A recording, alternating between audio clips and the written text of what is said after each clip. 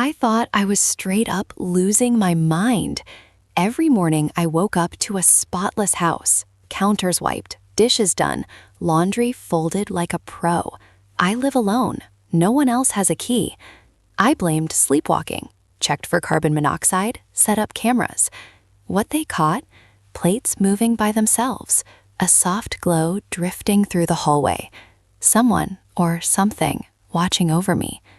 Turns out a gentle ghost named Eleanor had been living here for decades, quietly cleaning my messes, brewing my coffee just right, protecting me when I couldn't protect myself. She wasn't haunting me, she was healing me, until the night I finally said thank you, and she said goodbye. This is the most wholesome ghost story you'll ever hear. Watch till the end, you'll feel it in your chest. I used to think the worst thing about living alone was the quiet.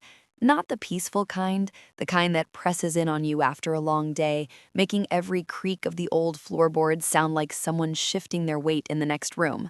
My house is a small craftsman bungalow on the edge of town, the sort of place real estate agents call charming and everyone else calls needs work. I bought it 3 years ago after the breakup, telling myself the solitude would be good for me. A fresh start. No roommates leaving dishes in the sink, no ex leaving passive-aggressive notes on the fridge.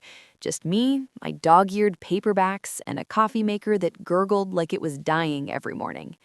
At first, everything was predictable. I'd come home from my shift at the hardware store, smelling like sawdust and metal, kick off my boots by the door, heat up leftovers, scroll my phone until my eyes burned, then crash.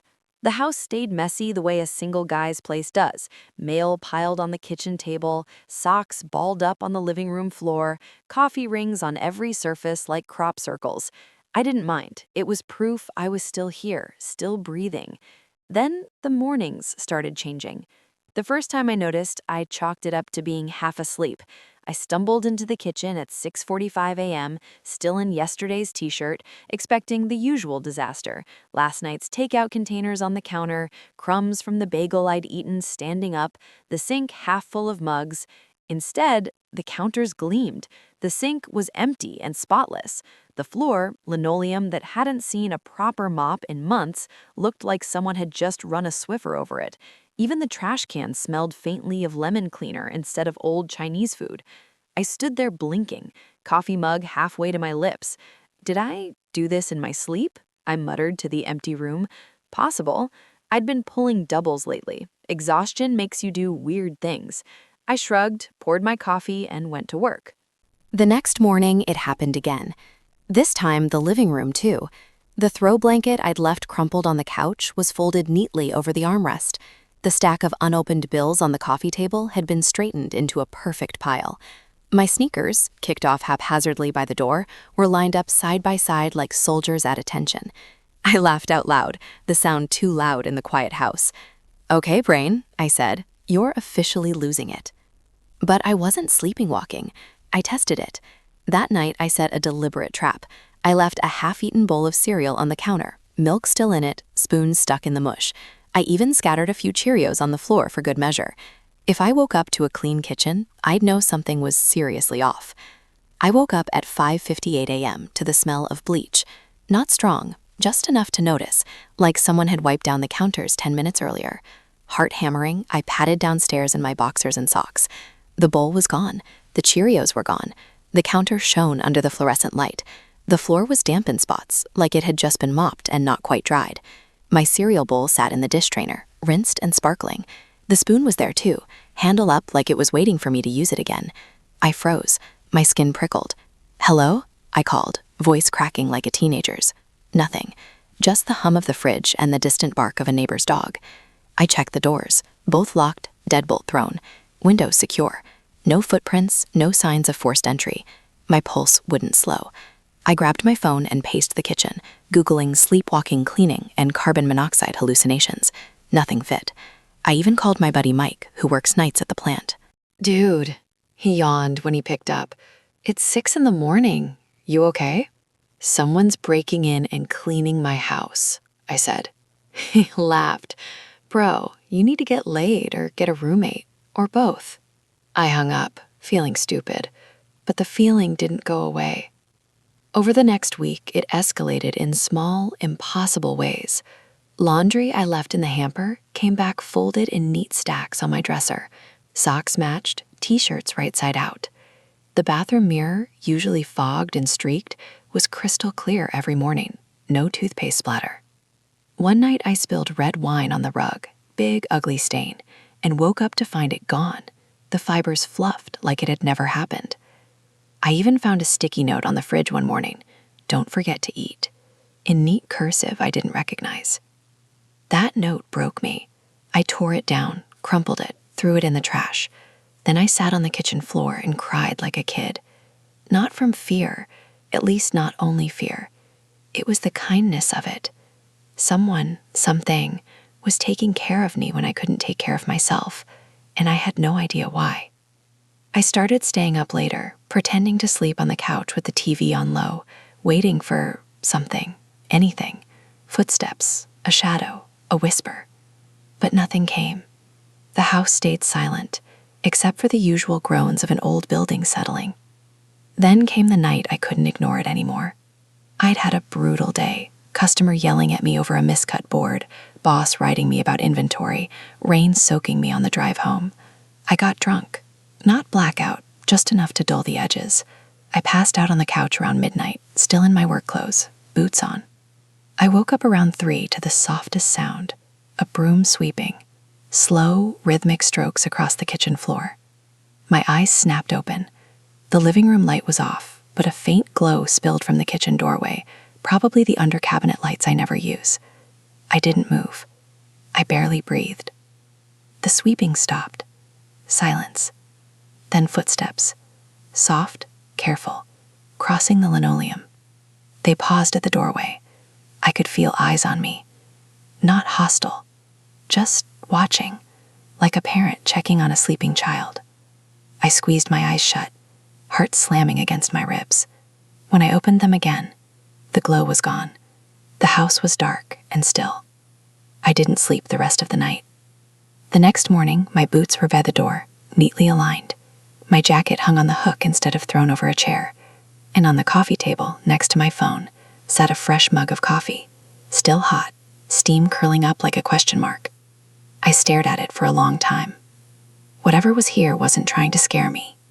It was trying to protect me, and I was finally ready to find out who or what it was. The coffee was perfect. Not too hot, not lukewarm the way mine always ends up because I forget about it while scrolling Reddit. Cream and sugar exactly how I like it. 2 sugars, a splash of half and half. I hadn't even bought half and half in weeks. The carton in the fridge had gone bad last month. Yet here it was, poured just right, sitting there like an offering. I didn't drink it. I couldn't. Instead, I carried the mug to the sink, dumped it out, and watched the brown swirl disappear down the drain. My hands were shaking so bad I nearly dropped the ceramic. "This isn't funny anymore," I said to the empty kitchen. The words bounced off the walls and came back hollow. I needed answers, real ones, not more Google rabbit holes about poltergeists or carbon monoxide detectors. I'd already replaced the batteries in everyone in the house. I needed proof, something I could show Mike or my sister or even the cops if it came to that, though what would I say? "Officer, my invisible maid ghost left me coffee." First step, cameras. I drove to Walmart during my lunch break, bought the cheapest security setup they had, 4 wireless cams with motion detection and night vision, the kind you stick on shelves or door frames. The clerk gave me a weird look when I asked if they recorded sound, too. "Yeah, man, crystal clear," he said. I paid cash like I was buying something illegal. That night, I set them up. One in the kitchen, pointing at the counters and sink, one in the living room, covering the couch and front door, one in the hallway upstairs near my bedroom, and one in the basement stairwell because why not? The app synced everything to my phone. I tested the motion alerts, waved my hand, got a ping instantly. Good enough. I went to bed early, or tried to. Lay there staring at the ceiling fan, listening to it click every third rotation like it always did. Around 1 a.m., my phone buzzed. Motion detected, kitchen.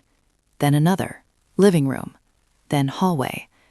I sat bolt upright, heart in my throat. Opened the app. Live feeds showed nothing. Empty rooms. The counters were already spotless, my dinner plate from earlier rinsed and drying, the blanket on the couch folded. But no figure, no shadow, no blur. Just the house doing its thing without me. I rewound the recordings. Kitchen feed, 1:03 a.m. The dirty plate on the table suddenly isn't. One frame it's there, crusted with spaghetti sauce. Next frame, gone. No hand, no arm, nothing touching it. The sponge by the sink lifts itself, scrubs in mid-air for about 30 seconds, then sets itself back down. The faucet turns on by itself, just enough water, then off. The whole thing took 90 seconds, silent except for the faint slosh of water. I watched it 3 times, volume up. Nothing. No breathing, no footsteps on the recording. But in the hallway feed at 1:07 a.m., something weirder. A soft glow, like moonlight, but warmer, moving slowly past the camera. Not a person-shaped shadow, more like a shimmer, like heat rising off asphalt, but inside. It paused at my bedroom door, hovered for maybe 10 seconds, then drifted downstairs. I didn't sleep after that. I sat on the edge of the bed until dawn, phone clutched like a lifeline. The next day I called in sick, first time in 2 years.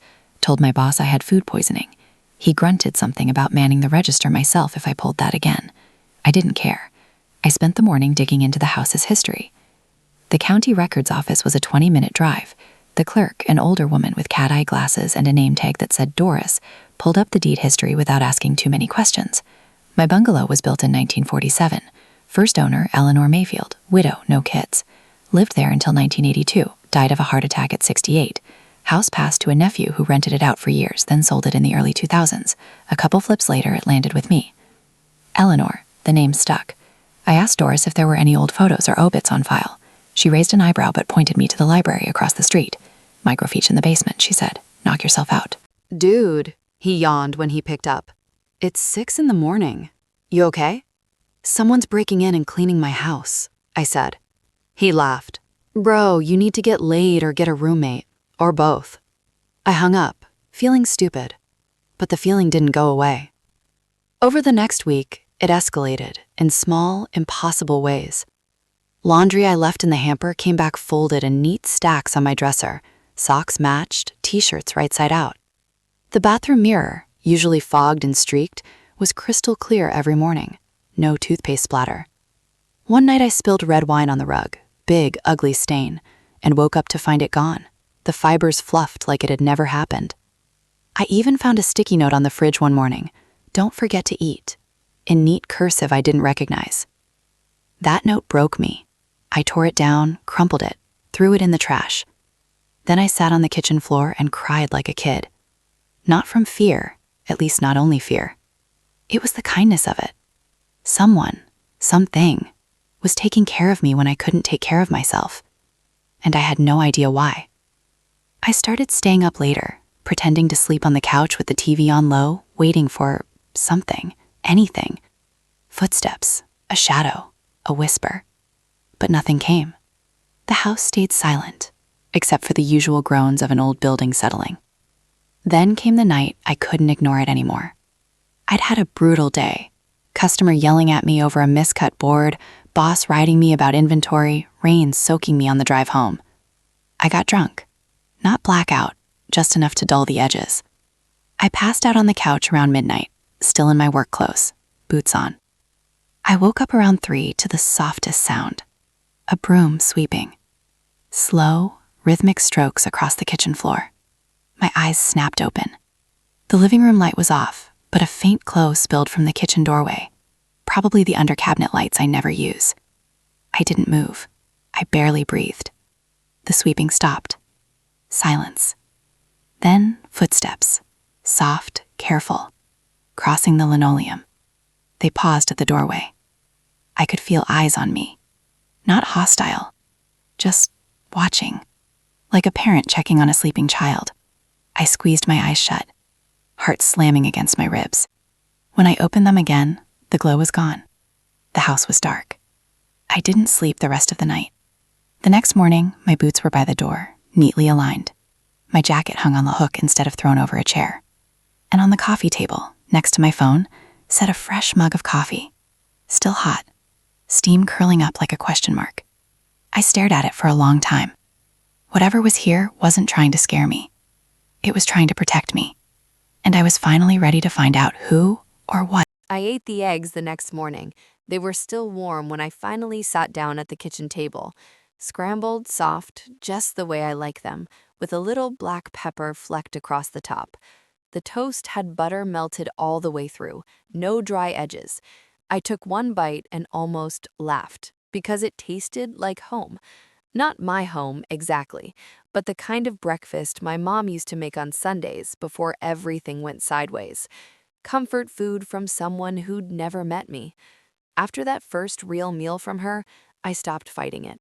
I started talking.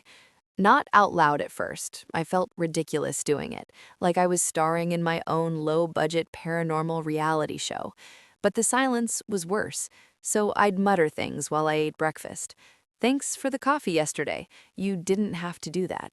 Or while I was brushing my teeth, "The mirror looks great. Seriously, how do you get the streaks off without Windex?" Small talk with thin air. It felt stupid, but it also felt right. The house answered in its own way. Nothing dramatic, no slamming doors or floating objects for show. Just little things that said, "I hear you." When I left my work boots caked in mud by the back door after a rainy shift, I came home to find them spotless on the mat. Laces loosened like someone had carefully untied them so I could slip them off easier. When I forgot to take out the trash and it started smelling, the bag was already at the curb the next morning, tied neatly, no drips on the porch. Once I came down with a brutal head cold, fever, aches, the works, and woke up to a tray on my nightstand, ibuprofen, a fresh glass of water, a bowl of chicken noodle soup still steaming, spoon resting on a folded napkin. I hadn't left the bed, hadn't even turned on the stove. That was the day I decided to stop pretending this was normal. I went back to the library. Doris wasn't there, but the microfiche machine was free.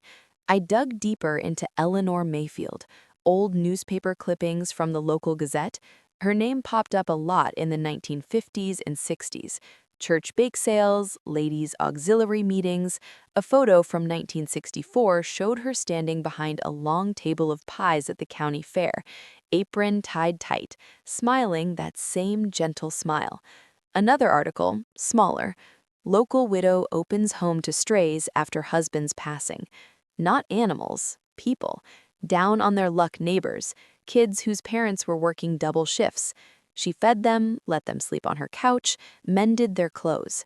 No fanfare, just quiet help. One clipping made my stomach twist. From 1978, a short paragraph about a fire on Maple Street, 2 houses down from mine. A young family lost everything. The article mentioned neighbors rallying to help, and there was Eleanor's name again. Mrs. Mayfield provided meals and temporary lodging for the displaced Smith family. No mention of her own loss. Her husband had died in a mill accident 10 years earlier. She'd been alone ever since. I printed everything I could find and brought the stack home. That night, I spread the papers across the kitchen table like evidence in a cold case. I lit a candle, only one because I didn't want to look like I was holding a seance, and waited. Around midnight, the under-cabinet lights came on again, soft, like she didn't want to startle me. The papers on the table shifted slightly, as if a breeze had passed through, even though all the windows were closed. One clipping, the photo of her at the fair, slid to the top of the pile on its own. I watched it move, slow and deliberate. I swallowed hard. Eleanor? The air changed, not colder, warmer, like someone had opened an oven door nearby. The candle flame stretched taller for a second, then steadied. "I read about you," I said. "The pies, the strays, the fire down the street. You took care of people, a lot of people." I paused, waiting. Nothing. But the warmth stayed. "I think maybe you're still doing it. Here, with me." A soft sound, like fabric brushing fabric, came from the hallway. I didn't turn around. I kept my eyes on the table. "I'm not great at taking care of myself," I admitted. "Haven't been for a while. The breakup wrecked me more than I let on. I drink too much some nights, forget to eat, leave messes I don't clean up. But you keep showing up. You keep fixing it. My voice cracked. Why me? I'm nobody special. I didn't even know you. Silence stretched so long I thought she'd left. Then the candle flickered again. The photo of her slid closer to me, half an inch, maybe less, enough to notice. I reached out, hesitant, and touched the edge of the paper. It felt normal, just newsprint. But when my fingers brushed it, the warmth spread up my arm, gentle, like a hand resting on my shoulder for half a second. I closed my eyes. Thank you, I whispered, for everything. I don't know how to repay you. The lights dimmed once, then brightened. When I opened my eyes, the photo was back in the stack, but a new thing had appeared on the table beside it. My old keychain. The one I'd lost months ago, the one with my dad's lucky penny on it.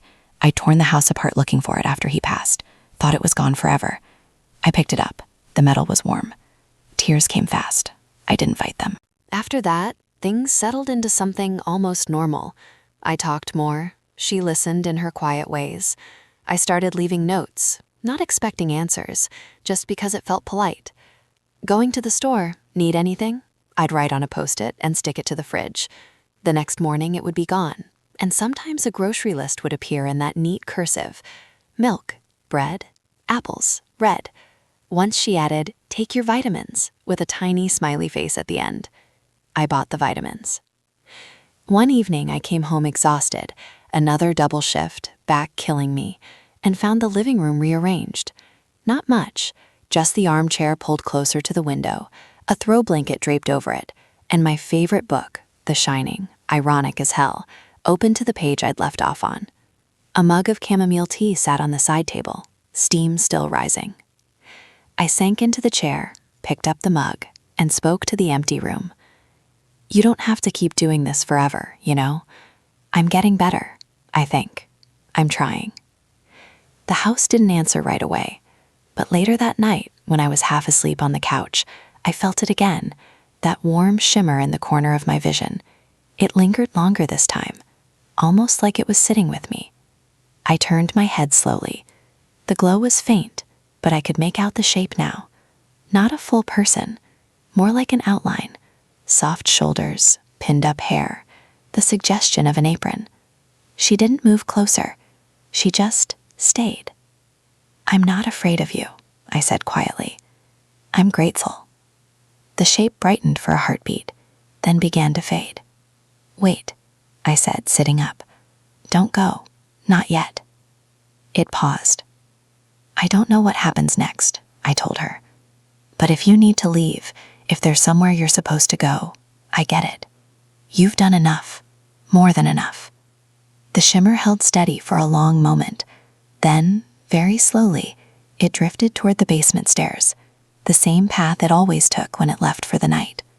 I followed. The basement door creaked open on its own. The light at the bottom of the stairs flicked on. I went down, step by careful step. At the bottom, in the far corner where the old coal chute used to be, a small wooden box sat on a dusty shelf. I'd never noticed it before. The lid was carved with tiny flowers. I opened it. Inside, a faded wedding photo of a younger Eleanor and a man in a suit, both smiling wide. A gold wedding band on a chain, a stack of yellowed letters tied with ribbon, and at the bottom, a single sheet of paper folded in half. I unfolded it. In her handwriting, for whoever finds this, I stayed because someone needed me. If you're reading this, maybe that someone is you. Be kind to yourself. The rest will follow. I sat on the cold concrete floor and cried until there was nothing left. When I looked up, the shimmer was gone. But the basement felt warmer than it ever had. And for the first time in years, so did I. The basement felt different after I found the box. Not haunted anymore, just old. Dusty beams, cobwebs in the corners, the faint smell of damp concrete and forgotten summers. I carried Eleanor's things upstairs like they were fragile china. The wedding photo went on the mantel above the fireplace I never used. The letters I tied back with a ribbon and set on the coffee table. The ring on its chain I slipped around my neck for a day, then took it off and placed it in the box again. It didn't feel right to wear it. That was hers. I kept talking to her, but the words changed. Less thank you, more good morning or rough day today. like she was a roommate who'd gone quiet but was still around. The house kept helping in small ways, dishes done, laundry folded, trash out, but it felt gentler, less urgent, like she wasn't trying to prove anything anymore, like she was just waiting. I started fixing the place up, nothing major, painted the kitchen a soft cream instead of the chipped yellow it had been since I moved in, replaced the cracked tiles by the back door, hung curtains in the living room. Real ones, not the cheap blinds that rattled every time a truck went by. I told myself it was for me, but every time I hammered a nail or rolled paint, I caught myself glancing over my shoulder, half expecting to see that warm shimmer approving. One Saturday, I dragged the old ladder out of the garage and climbed up to the attic.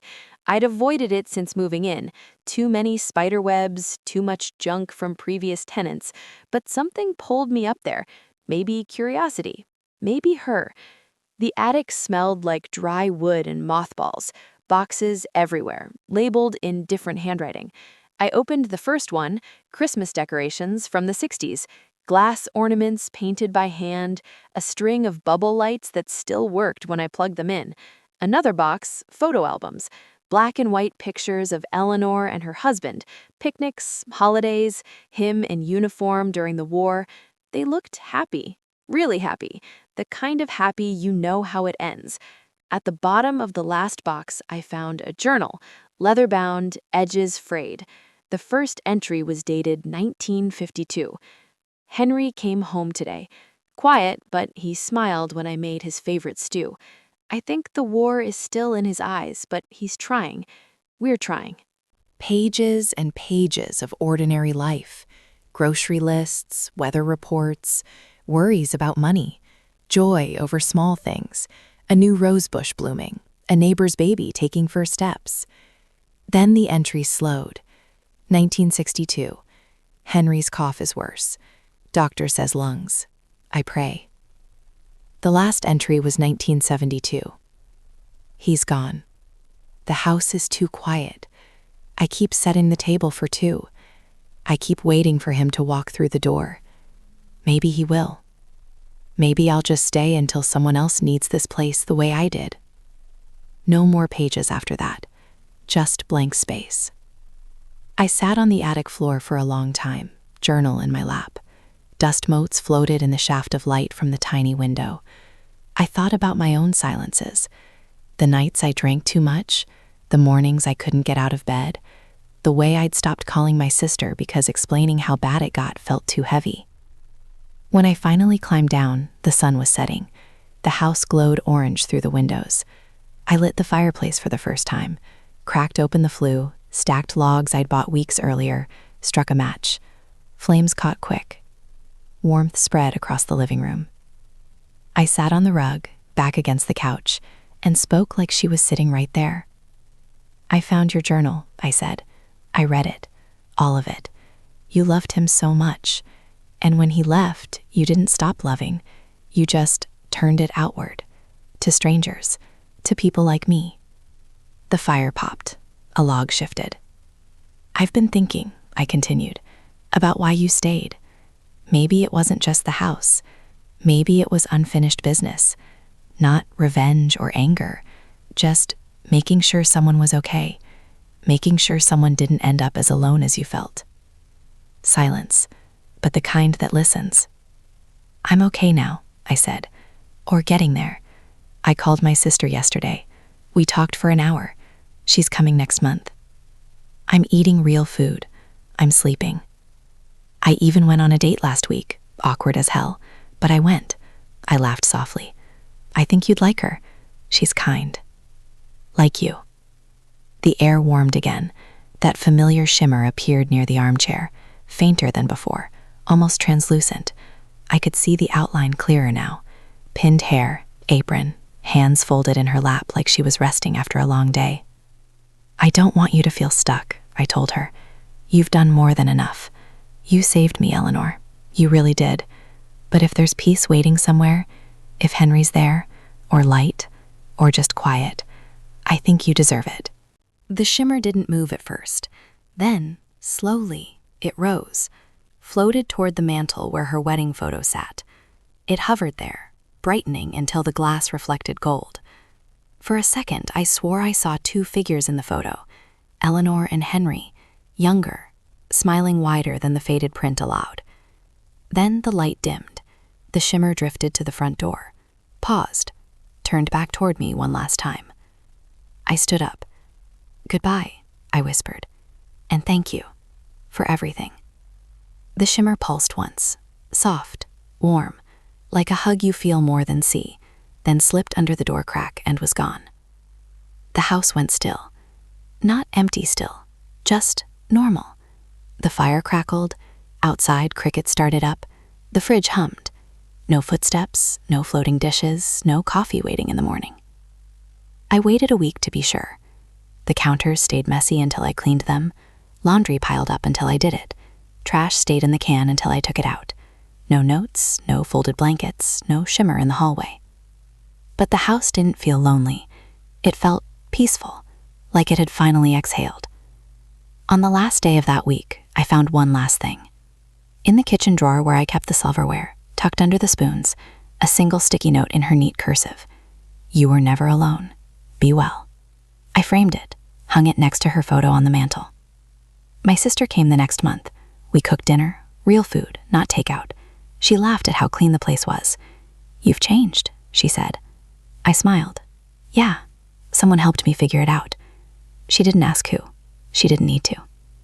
Months later, I still talk to the house sometimes, not expecting answers, just habit. And every once in a while, when I'm having a bad day, I swear the armchair feels warmer, like someone sat there for a minute, just to keep me company. I don't look for the shimmer anymore. I don't need to. She left me the best thing she could, the ability to take care of myself. And maybe, just maybe, the quiet knowledge that kindness doesn't disappear. It just changes shape. The house looks different now. Not because I tore anything down or rebuilt it from scratch, just lived in it. Really lived. The porch swing I hung last spring creaks softly when the wind picks up, the kind of sound that feels friendly instead of lonely. The flower beds Eleanor used to tend, I found old seed packets in the attic labeled in her handwriting, are full again. Marigolds, zinnias, a couple rose bushes I almost killed twice before figuring out how much water they actually need. The paint on the front door is fresh navy blue. Neighbors wave when they walk by. For the first time since I moved in, the place feels like it belongs to someone who plans to stay. It's been a year since the shimmer slipped under the door and didn't come back. I still catch myself listening for her sometimes. A floorboard settling, the fridge kicking on a little too gently, the faint lemon scent that used to linger after she'd cleaned. Nothing comes. The house is just a house now. Old, creaky, mine. But it's a good kind of quiet, the kind you earn. My sister, Jenna, stayed 2 weeks instead of 1 when she visited. We laughed until our stomachs hurt, cooked terrible recipes from TikTok, watched every bad horror movie we could find because the irony was too good to pass up. She kept glancing around like she expected someone to walk in with fresh coffee. "It's weird," she said one night on the porch, wine glass in hand. "This place feels taken care of, like it's happy you're here." I didn't tell her the whole story then, just smiled and said, "Yeah, it's a good house." I told her later, over breakfast the morning she left. Not the dramatic version, just the facts. The cleaning, the coffee, the sticky notes, the journal, the goodbye. She listened without interrupting, eyes wide but not scared. When she finished, she reached across the table and squeezed my hand. "You needed that," she said simply. And maybe she needed you too. Someone to say thank you. Someone to let her go. I nodded. We didn't cry. We just sat there until the coffee got cold. Life kept moving after she left. I asked that girl from the first awkward date out again. Her name's Riley. She's a second-grade teacher with a laugh that fills rooms and a habit of stealing my hoodies. We've been together 7 months now. She loves the house, says it has good bones and kind energy. She hasn't seen anything supernatural, but sometimes she'll pause mid-sentence, look toward the hallway, and smile like she just remembered something nice. One night we were cooking pasta, her sauce recipe, my terrible garlic bread, and the oven light flickered. Just once. Not dramatic, not scary. Riley glanced up from staring and said, "Hi, Eleanor." Casual, like greeting a neighbor. I froze with the bread tray in my hands. She caught my look and shrugged. "What? If she's still checking in, I'm not going to be rude." I laughed so hard I almost dropped the tray. After that, we started including her in small ways. A third place set at the table on quiet evenings. A candle lit on the mantel next to her photo when we watch movies. Nothing forced, just acknowledgement. It feels right. Works better, too. I got promoted to shift lead at the hardware store. Not glamorous, but it pays enough that I could finally replace the ancient furnace and insulate the attic. When the contractors were up there, they found a small bundle tucked behind the insulation, a dried rose, a faded Valentine card addressed to Himri, and another note in her handwriting. "If you're reading this, the house is still standing. That's enough." I kept it, added it to the little collection on the mantel. The contractors thought I was sentimental. They weren't wrong. Halloween came and went. Kids in costumes rang the bell. I gave out full-size candy bars because why not? One little girl dressed as a ghost stopped and stared at the porch swing. "Is your house haunted?" she asked, eyes huge behind her sheet. I crouched down to her level. "Not haunted," I said. "Just looked after, by someone really nice." She nodded seriously, like she understood. "Cool." Riley and I carved pumpkins on the porch that night.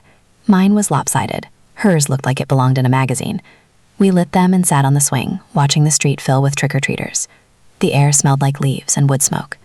At one point, she leaned her head on my shoulder and said, "I think she'd like this. Us. Here." I kissed the top of her head. "Yeah, I think so too." Christmas was the first one I didn't spend alone. Jenna flew in, Riley's parents drove up from 2 towns over, and we crammed the living room with too many people and not enough chairs. We strung lights on the tree I cut down myself. Nearly took out my truck doing it. We hung Eleanor's old glass ornaments, the ones from the attic, mixed in with the new ones Riley and I bought together. When we turned the lights on, the whole room glowed soft and warm. Later, after everyone else had gone to bed, I stood by the window looking out at the snow falling quiet and slow. The porch light caught the flakes, turning them gold. I didn't say anything out loud. I didn't need to. But I thought, thank you. For staying. For leaving when it was time.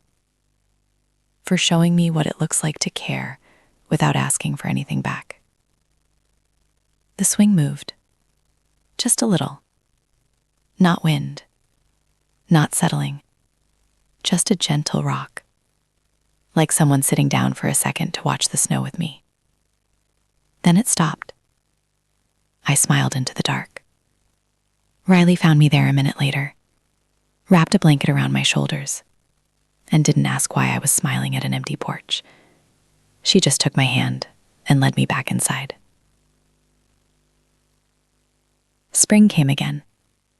The roses bloomed, pink and stubborn and beautiful. I planted a new one near the front walk, a pale yellow climber I found at the nursery labeled Peace. It felt right. Riley moved in last month. Not a big announcement, just boxes and laughter, and rearranging furniture until it fit us both. She claimed the armchair by the window as her reading spot. I didn't argue.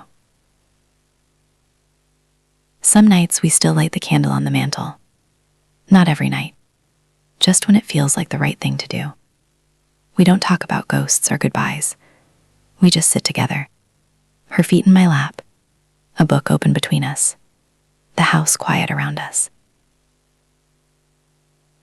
And every once in a while, rare, soft, almost easy to miss, the air warms just enough. Not a shimmer, not footsteps, just a feeling, like someone walked through the room, smiled, and kept going.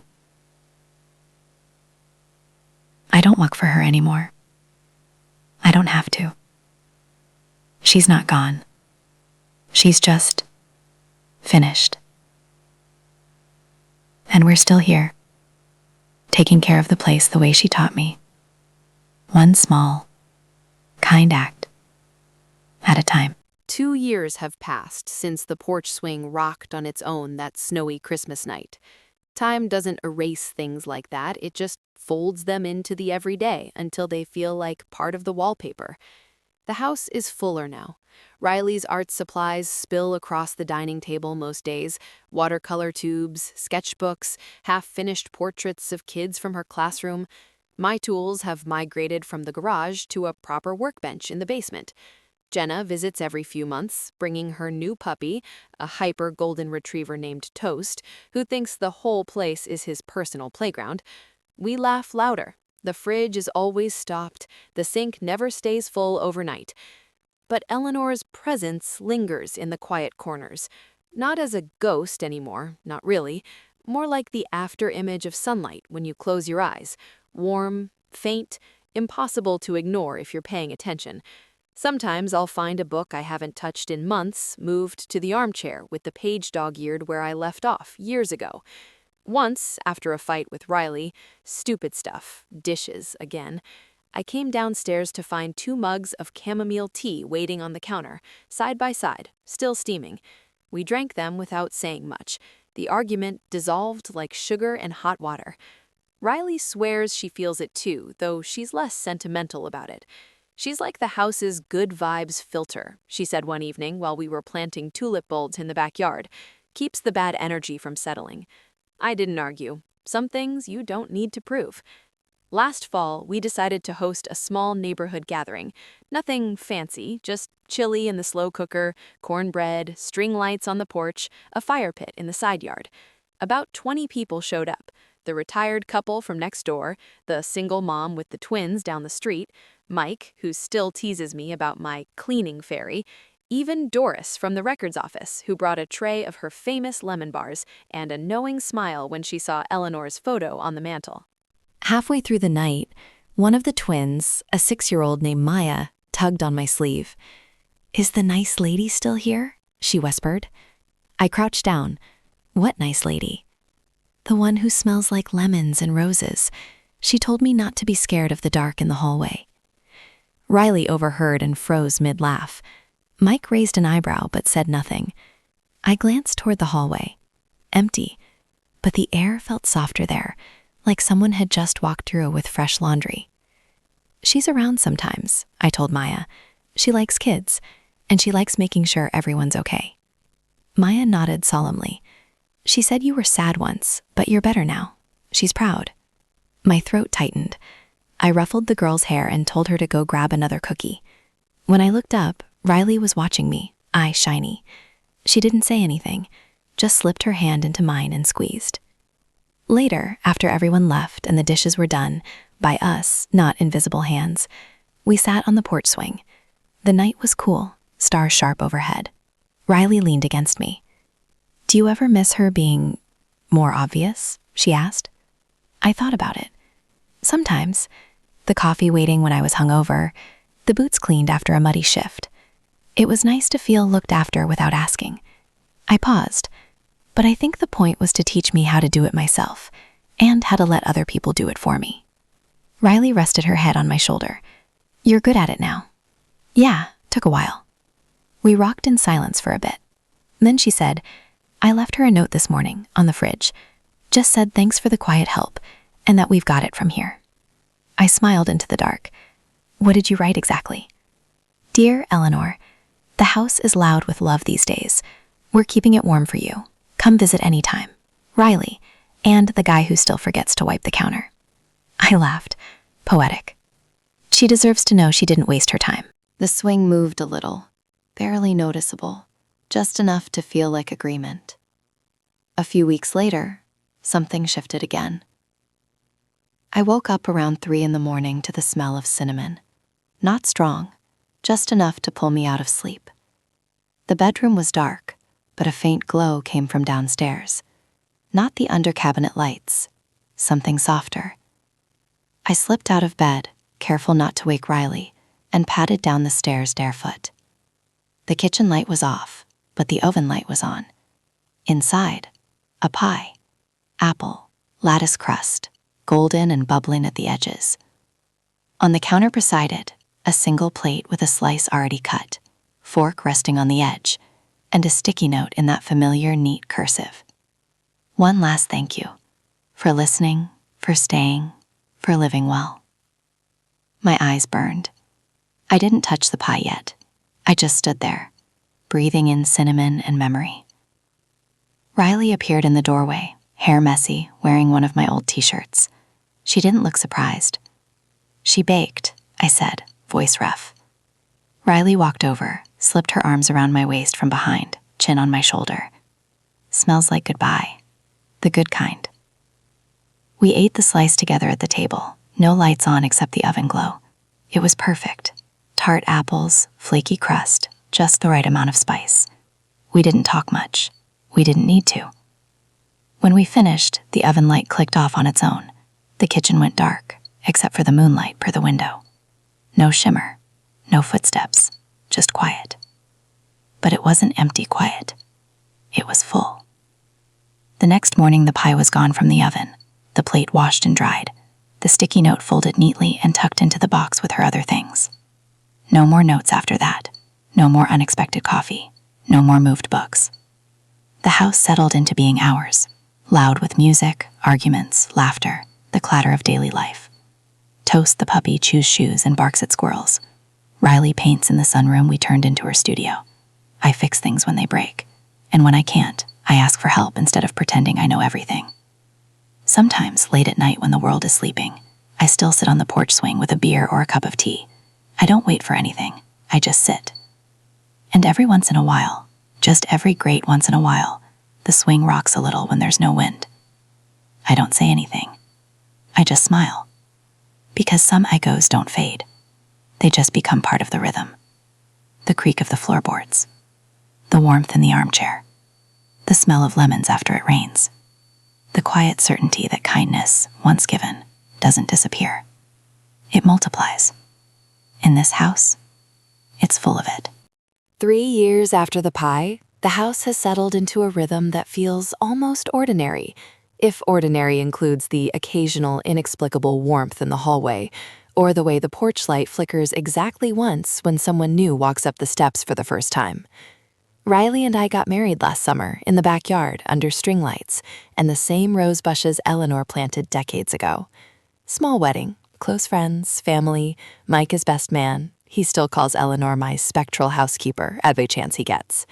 Jenna brought toast, who promptly stole half the cake before anyone noticed. We laughed until we cried. The whole night felt like the house was smiling. We didn't honeymoon far, just a week in a cabin upstate. When we came home, the place smelled faintly of cinnamon again. Not overwhelming, just enough to notice. A single apple sat on the kitchen counter, polished red, like it had been picked that morning. No note this time, just the apple. We ate it together, sliced thin, and didn't say much. Some gestures don't need words. Life kept rolling. Riley's second grade class did a unit on community helpers, and she brought home a stack of drawings the kids made. Firefighters, doctors, teachers, and one little boy who drew a lady in an apron holding a broom, labeled "The Helper Who Makes Houses Happy." Riley framed it and hung it in the hallway near the basement stairs. Every time I pass it, I touch the frame like it's a mezuzah. Then came the visitor. It was late October, the kind of crisp fall day where the leaves look painted and the air bites just enough to make you appreciate a hot drink. I was at the hardware store, restocking lumber, when my phone bites forth a text from Riley. "Someone's at the door. Older guy. Says he used to live here. Wants to see the place. You okay if I let him in?" I stared at the screen for a second, stomach doing a slow flip. I typed back fast. "Yeah, let him in. I'll be home in 20. I left early, told my boss it was family stuff, drove faster than I should have, mind racing through possibilities. A nephew? A cousin? Someone who'd rented the place after Eleanor died? Or just a random old man with a story? When I pulled into the driveway, Riley was on the porch swing with him. He was in his late 70s, maybe early 80s, thin silver hair, wire-rimmed glasses, navy cardigan buttoned wrong at the bottom. He stood when he saw me, slow and careful, like his knees protested every movement. "Mr. Thompson?" he said, extending a hand. His grip was surprisingly firm. "That's me?"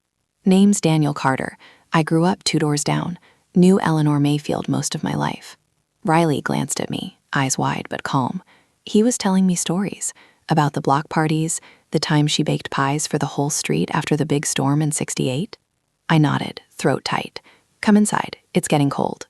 We moved to the living room. He sat in the armchair by the window, Eleanor's spot, though he didn't know that. Riley made tea. I sat across from him on the couch, elbows on knees, waiting. Daniel looked around slow, taking in the changes, the fresh paint, the new curtains, Riley's paintings on the walls, the mantel with Eleanor's photo, and the little collection of notes and mementos. Place looks good, he said finally. Lived in. Happy. It is, I said. He took a sip of tea, set the mug down carefully. I didn't come to buy it back or anything dramatic. Just needed to see it one more time before I moved to assisted living out by my daughter in Colorado. Figured I'd drive by, maybe knock if someone was home. He paused, eyes on the photo. That's her. Still got that same smile. You were close? I asked. Close enough. She was like an extra grandmother to half the kids on this street, me included.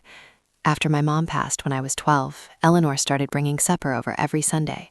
Pot roast, mashed potatoes, gravy thick enough to stand a spoon in.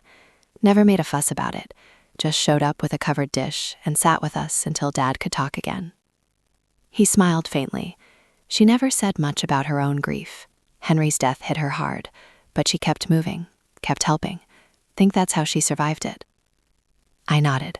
Riley sat beside me, hand resting light on my knee. Daniel looked at me then, really looked. You know she's still here, don't you? My breath caught. Riley's fingers tightened. Not like before, I said quietly. Not the cleaning, the coffee, but echoes, little things. The house feels looked after. He nodded like he'd expected that answer. She told me once, years after Henry died, that she wasn't leaving until the house had someone who needed it the way she did. Someone alone, maybe. Someone who'd forgotten how to let people in. He reached into his cardigan pocket, pulled out a small envelope, yellowed at the edges, handed it to me. Found this in my dad's things when we cleaned out his house last year. It was tucked in a Bible, addressed to whoever lives in the house after me. I think that's you. I opened it carefully. Inside, a single folded sheet. Eleanor's handwriting. If you're reading this, the house chose you. It chose me once, too. It holds memories the way a heart holds love. Quiet, steady, forever if you let it. Don't be afraid of the quiet. Fill it with your own life. Laugh loud. Cry when you need to. Invite people in. The house will keep what matters. And if you ever feel alone again, just remember, kindness doesn't leave footprints. It leaves warmth. Be well, dear one. Eleanor. I read it twice.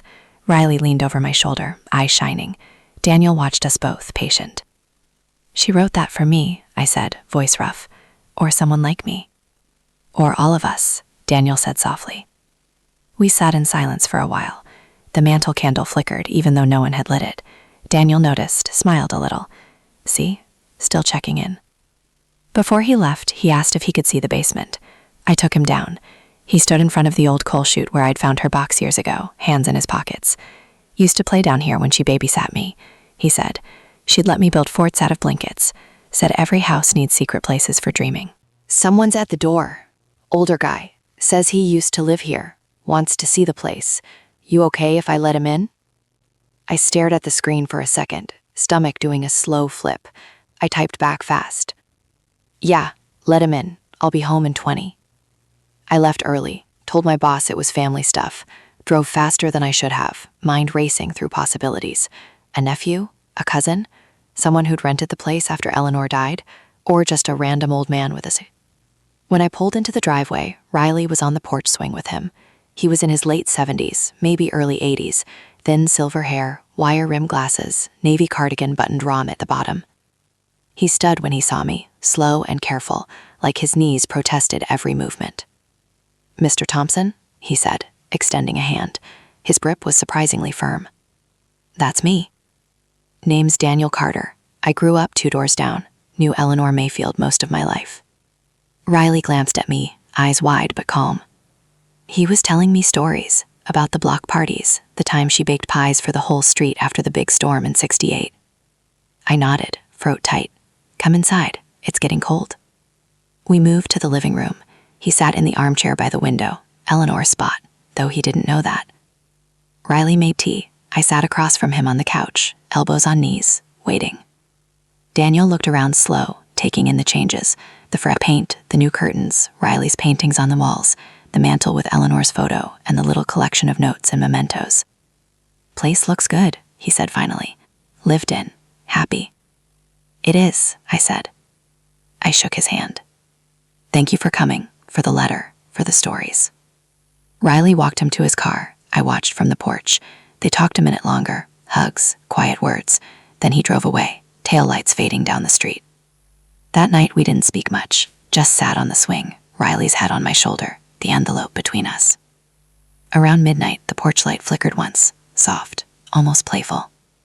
Riley lifted her head. Hi, Eleanor. I smiled into the dark. Hey? The swing rocked gently, no wind, just memory. And maybe something more. We stayed out there until the cold drove us inside, the house warm around us, full of voices we'd never heard and kindness we'd never forget. Some visitors come for a day. Some stay forever, in the walls, in the warmth, in the way a house learns to love the people who love it back. 5 years have slipped by since Daniel Carter stood on our porch with Eleanor's letter in his pocket. Time moves quieter now, the way old houses learn to breathe with their people instead of against them. The Craftsman bungalow still stands solid on its corner lot, paint a little faded at the eaves but holding strong. The roses have spread, yellow climbers tangling with the fence, pink ones crowding the front walk like they're welcoming everyone home. Riley's studio in the sunroom is always a cheerful mess of paint tubes and drying canvases. My workbench in the basement has permanent oil stains and a new shelf for the tools I actually use instead of the ones I thought I'd need. We have a daughter now, Lila Grace Thompson, 3 years old, curly hair the color of honey, eyes that miss nothing. She calls the house the cozy one and insists on sleeping with the hall light on because the nice lady might get lost in the dark. We never told her the full story, not yet, but kids feel things adults forget how to notice. Lila started talking about the helper when she was barely 2. At first we thought it was imaginary friend territory. She'd sit on the kitchen floor stacking blocks and announce, "The helper says don't step on the blue one, it's wobbly." Or she'd wake up from a nap and tell Riley, "The lady with the apron sang me a song about apples." We'd exchange looks over her head, half amused, half wondering. One afternoon last spring, Lila was coloring at the kitchen table while Riley chopped vegetables for dinner. I came in from the garage, wiping grease from my hands, and found Lila staring at the mantel. "Daddy," she said, pointing with a crayon, "who's that lady?" "That's Eleanor," I told her. "She used to live here a long time ago." Lila tilted her head. "She still does. She likes to watch me draw." Riley stopped chopping. "What does she look like, baby?" "Old but pretty, hair up like a bun. She smiles when I make the flowers right." Lila went back to her picture, a house with a big yellow sun, stick figure people, and a lady in the corner holding what looked like a broom. We didn't push, we just started paying closer attention. That summer, we hosted the neighborhood block party again, bigger this time, with a bounce house in the side yard and a table full of Eleanor's old recipes Riley had found in a dusty cookbook tucked behind the pantry shelves. Pot roast sliders, cinnamon apple pie bars, lemon bars Doris still brings every year. Kids ran wild, adults swapped stories. Mike showed up with his new girlfriend and a six-pack, still cracking jokes about my ghost maid service. Lila spent most of the afternoon on the porch swing, swinging slow, talking to no one. A couple of the older neighbors noticed, Mrs. Patel from across the street, Mr. Ruiz next door. They smiled the way people do when they recognize something familiar. "She's got the gift," Mrs. Patel said to me quietly while refilling her plate. "My grandmother used to say some children see what the rest of us only feel." I didn't argue. I just watched my daughter swing and talk and laugh at thin air. Later that evening, after the bounce house was deflated and the last guest had left, Lila tugged my hand and led me to the basement stairs. "Daddy, she wants to show you something." Riley followed, curious but quiet. Lila marched down the steps like she owned the place, straight to the far corner where the old coal chute still sat empty. She pointed at the shelf, higher than she could reach. "Up there," she said. I lifted her onto my hip. She reached, small fingers brushing dust until she pulled out a tiny wooden box I'd never seen before, smaller than Eleanor's keepsake box, painted pale blue, faded now, with a single carved rose on the lid. Inside, a child's drawing, yellowed and brittle. A house, a sun, a lady in an apron. Next to it, a folded piece of paper. Riley opened it carefully. A child's handwriting, careful, looping letters. Dear Eleanor, thank you for the cookies when I was scared of thunder. Thank you for singing when Mommy was sad. I'm moving to a new house, but I won't forget you. Please take care of whoever comes next. Love, Danny, age 7. We didn't push, we just started paying closer attention. That summer, we hosted the neighborhood block party again, bigger this time, with a bounce house in the side yard and a table full of Eleanor's old recipes Riley had found in a dusty cookbook tucked behind the pantry shelves.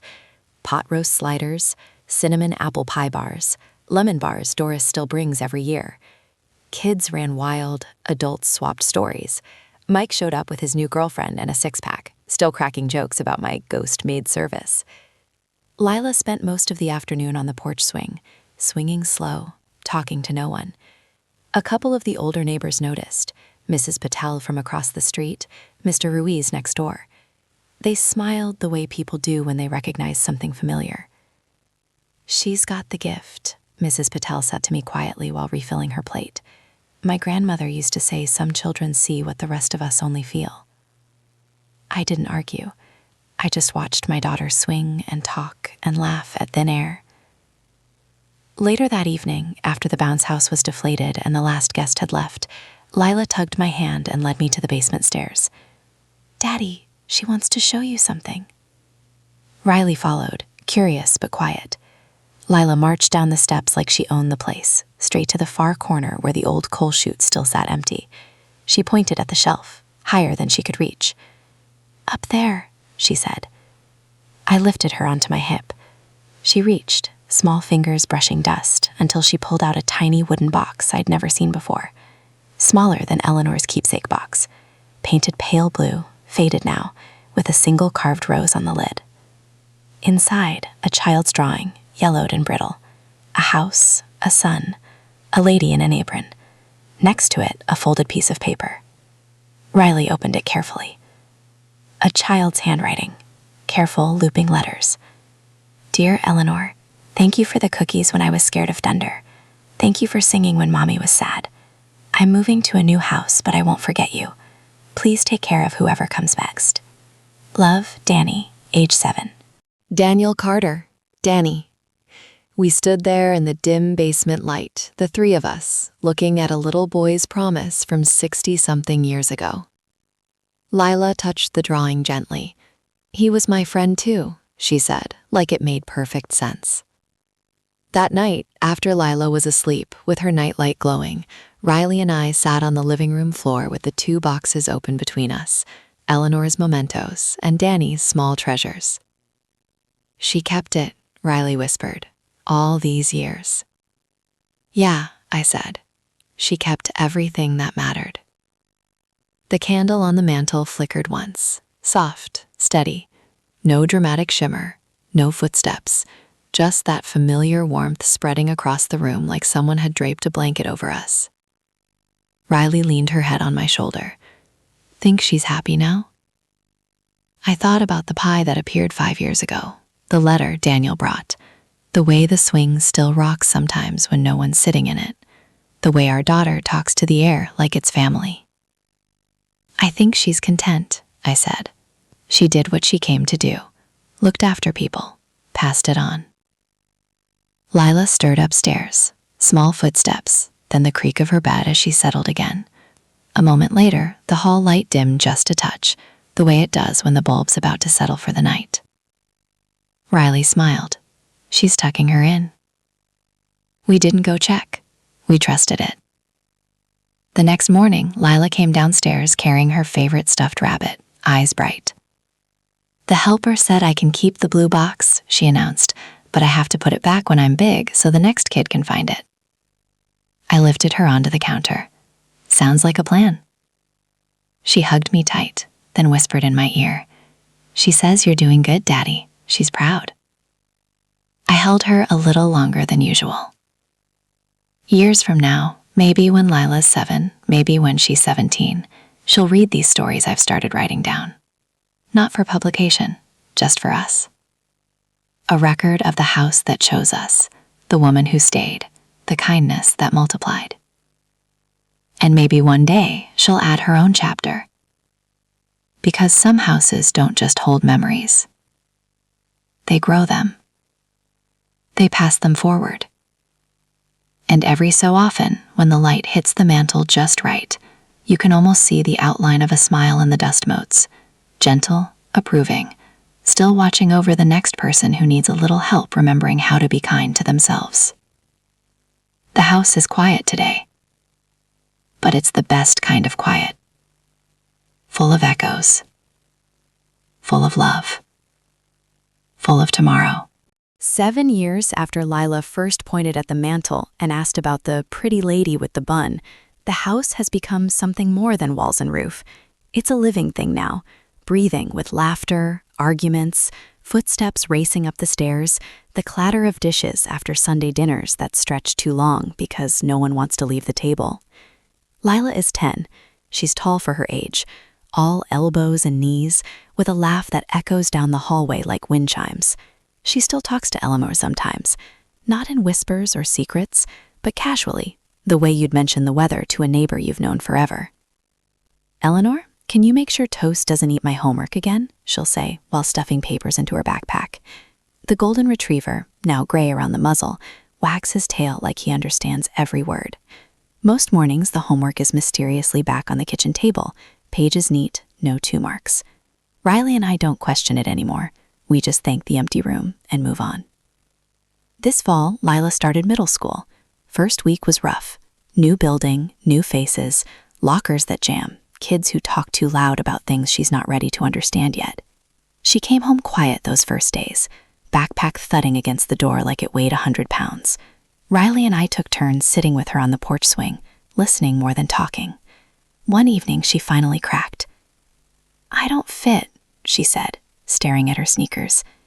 "Everyone already has their group. I'm just the new kid who talks to invisible people." My chest tightened. I remembered those same words in my own head years ago, back when the house was too quiet and the messes were mine alone. Riley reached over, tucked a curl behind Lila's ear. "You fit here," she said simply, "and that's the place that matters most." Lila didn't answer. She just leaned into Riley's side and stayed there until the streetlights came on. That night, I couldn't sleep. I slipped downstairs around 2, barefoot, expecting cold floors and silence. Instead, the kitchen light was on, soft, the under-cabinet strip we never use. On the table, a mug of hot cocoa, mini marshmallows floating like tiny clouds, a plate of oatmeal cookies still warm from the oven, and one of Lila's old sketchbooks open to a blank page. Next to it, in Eleanor's familiar cursive on a fresh sticky note.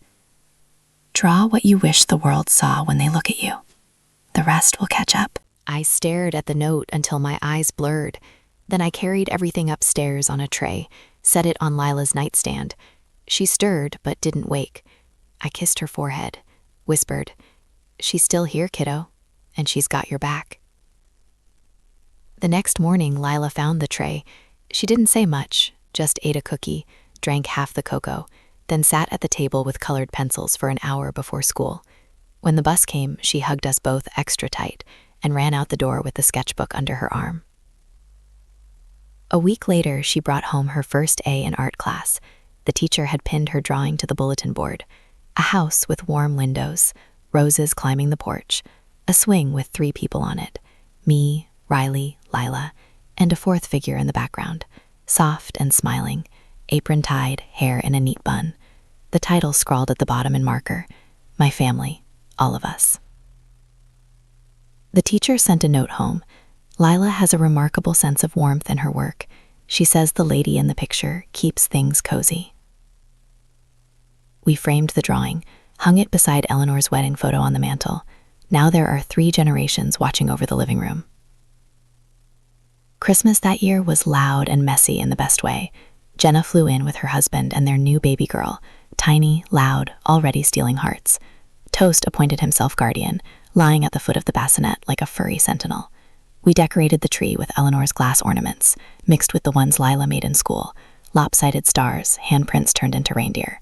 Riley baked pies using the old recipes we'd found. Cinnamon filled every corner. On Christmas Eve, after the baby was asleep and the adults were sipping eggnog by the fire, Lila disappeared for a while. We found her in the basement, sitting cross-legged in front of the coal chute shelf. The little blue box was open in her lap, Danny's drawing and note inside. She wanted me to add something, Lila said when we came down. She held up a folded piece of paper, edges still crisp. We didn't read it aloud. She slipped it into the box beside Danny's note, closed the lid, and placed it back on the shelf, higher now so the next child would have to stretch to reach it. "What did you write?" Riley asked gently. Lila shrugged, but her eyes were bright. That we're okay, that we're happy, and that if anyone else ever feels alone in this house, we'll take care of them, the way she took care of us. I pulled her into a hug. She smelled like crayons and pine needles. Upstairs, the fire popped. The tree lights twinkled. Somewhere in the quiet, the air warmed, just enough. Later, when everyone else had gone to bed, I sat alone on the porch swing with a blanket over my lap. Snow started falling, soft, slow flakes catching the porch light. The swing rocked once, gentle, like someone settling in beside me. I didn't look. I didn't need to. Instead, I spoke to the night. "Thank you," I said, "for starting this, for trusting us to keep it going." No answer came. None was needed. The swing rocked again, lighter this time, almost a sigh. Then it stilled. The snow kept falling. The house glowed behind me, windows golden, voices murmuring inside. Riley singing a lullaby to the baby, Lila giggling at something Jenna said, Toast snoring by the hearth. I stayed out there until my fingers went numb, watching the street turn white and quiet. Some stories end with a goodbye. Ours never really did. It grew arms and legs and voices. It grew a family. And every so often, when the house creaks in the right way, or the lemon smells stronger after rain, or a cookie appears exactly when someone needs it most, we remember. Kindness isn't something you finish. It's something you pass on. And this old craftsman bungalow on the edge of town, it's still teaching the lesson, one generation at a time. 12 years since the first sticky note appeared on the fridge, and the house has become a quiet archive of small miracles. The craftsman bungalow still sits on its corner lot like it always has. Roof patched twice, porch swing repainted navy to match the door. Roses now so thick they've started climbing the gutters if we don't trim them back. Lila is 15. She's all sharp edges and soft heart. Debate team captain, volunteer at the animal shelter on Saturdays. Still keeps a sketchbook in her backpack even though she says she's too old for doodling. She isn't. The pages are full of houses, swings, women in aprons, dogs with gray muzzles. Riley and I turned 40 last year. We celebrated with a backyard barbecue. Same string lights, same fire pit, same neighbors who've watched Lila grow from the toddler who talked to thin air into the teenager who still waves goodnight to the hallway before bed. Mike brought his twins now. They call me Uncle Clean Freak because of the old ghost jokes. Jenna and her family drove in. The baby from that Christmas is now a lanky 7-year-old who insists Toast is her dog too. We ate too much, laughed too loud, stayed up too late telling the same stories we've told 100 times. But the best part happened after everyone left. Lila found me in the kitchen around midnight, washing the last of the plates by hand instead of running the dishwasher. She leaned in the doorway, arms crossed, wearing one of Riley's old college hoodies that swallows her. "Dad," she said, "I need to show you something." She led me to the basement, no hesitation, like she'd rehearsed the walk. The coal chute shelf was still there, dustier now, but the little blue box sat front and center. She opened it carefully, like it might crumble. Inside, Daniel's note from when he was 7, my edition from years ago, the one I wrote the night Daniel visited, though I never told anyone what it said. Lila's note from when she was 10, and now a new folded paper, her handwriting, neater than before, dated yesterday. She handed it to me without a word.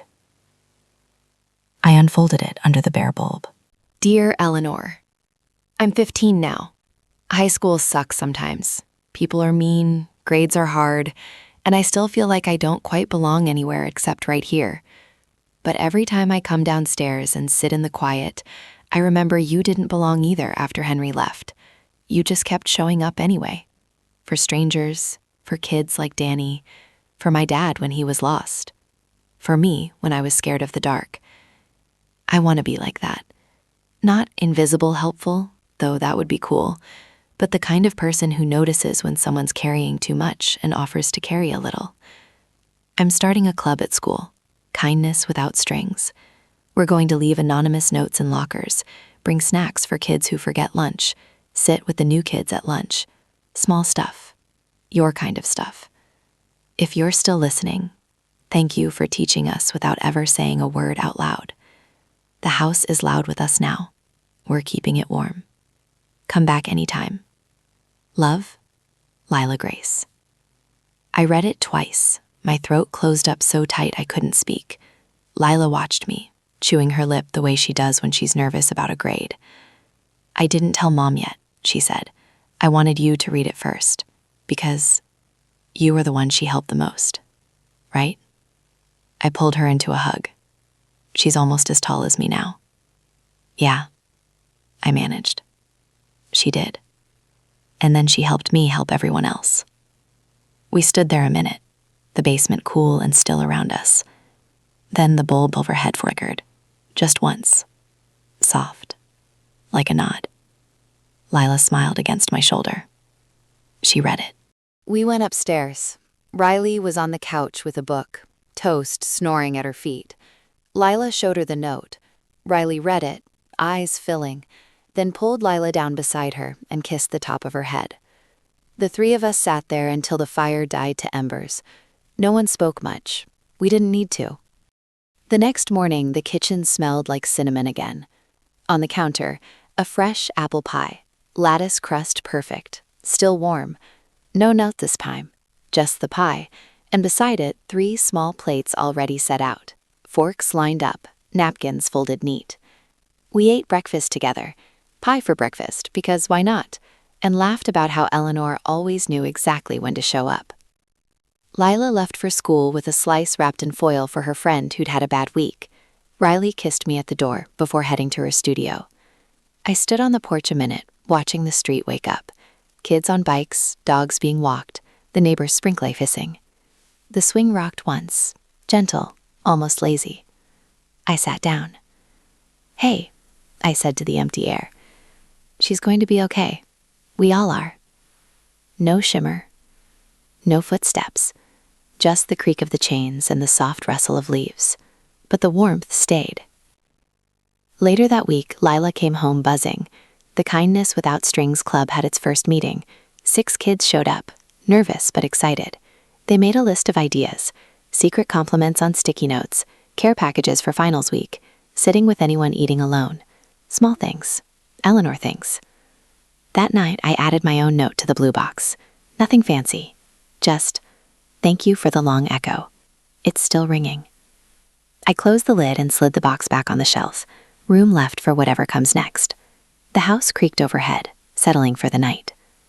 Outside, the roses nodded in the breeze. Inside, the mantel candle burned steady. And somewhere in the quiet between heartbeats, the kindness kept moving, through walls, through years, through people who once felt alone, and now know better. Because some stories don't end. They just keep getting passed around the table, one warm slice at a time.